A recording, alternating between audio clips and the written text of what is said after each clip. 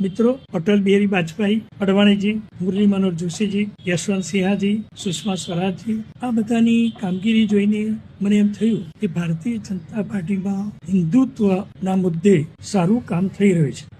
એટલે મેં પણ મારું માર્ગદર્શન, મારું જ્ઞાન અને સાચી માહિતી ભાજપ પક્ષને મજબૂત કરવામાં અનેક પ્રવચનો કર્યા પોતાના ખર્ચે. પક્ષ કે સરકાર પાસે આજ સુધી ₹1 લીધો નથી. હવે 3 મુદ્દા પર હું પ્રકાશ પાડું છું. 2008માં ગાંધીનગરમાં 300 થી વધુ મંદિરો તૂટી ગયા. ત્યારે ખબર નહીં, RSS, VHP, બજરંગ દળ, અખિલ ભારતીય વિદ્યાર્થી પરિષદ, હવે અનેક સંસ્થાઓ. હું પણ મૂળ RSS નો ચુસ્ત કાર્યકર છું. અખિલ ભારતીય વિદ્યાર્થી પરિષદમાં અનેક વર્ષો કામ કરે છે. પણ 300 મંદિર પર મેં વિરોધ કર્યો કે આ અંદર હતા, હાઈવેને કે મુખ્ય રોડને નડતા ન હતા. આટલા બધા મંદિરો તોડવાની જરૂર ક્યાં હતી? બીજો મુદ્દો, જગન્નાથ મંદિરમાં દાતાએ 800 કરોડની જમીન ગૌશાળા માટે આપી. 2018-19માં એ ટ્રસ્ટીઓએ 800 કરોડની જમીન માત્ર 45 કરોડના વ્હાઇટ ભાવે, દસ્તાવેજના ભાવે વેચી દીધી. તો બાકીના 755 કરોડ ગયા ક્યાં? આ મુદ્દે હિન્દુઓનું કામ કરતી સંસ્થાઓ શા માટે મૌન હશે? આજે પણ પ્રશ્ન થાય છે. એ મુદ્દે પણ મેં વિરોધ કર્યો.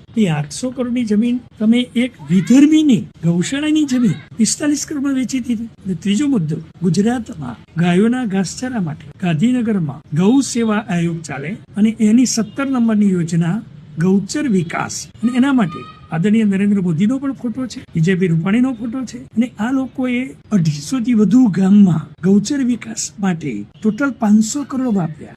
9 પ્રકારના બિલો, જેમ કે જમીનની સમથળ કરવી, ઝાડ ઝાખરા કાપવા, તારની વાડ કરવી, થાંભલીઓ રોપવી, જમીનને ખેડવી, વાવેતર કરવું, પાણી પાવું, ઘાસ ઉગાડવું અને એ ઘાસ વિવિધ પાંજરાપોળમાં પહોંચાડવું. આવા તમામ 9 પ્રકારના બિલો બની ગયા. ક્યાંય ટેન્ડર નહીં. તમામ ગામમાં મેં RTI થી માહિતી માંગી.